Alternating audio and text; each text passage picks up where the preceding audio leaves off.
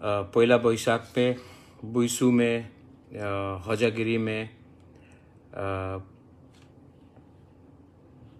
अपना हम लोग का जो घरिया है, ये सब में मैं आप सबको विश करूं।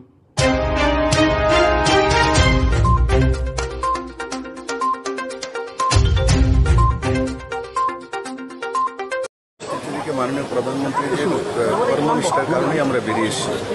আমি তো প্রথমে ত্রিপুরাবাসীর কাছে প্রার্থনা এটাই করব, আজকের দিনে মাননীয় প্রধানমন্ত্রীর জন্য একবার প্রার্থনা করা উচিত, যে ব্যক্তি আমাদেরকে করোনা থেকে রক্ষা করে আবার একসঙ্গে আমরা মেলা যেতে পারি, মন্দিরে যেতে পারি, লোক সমাগম হতে পারি, তার রাস্তাটা বের করেছে মাননীয় প্রধানমন্ত্রীজি।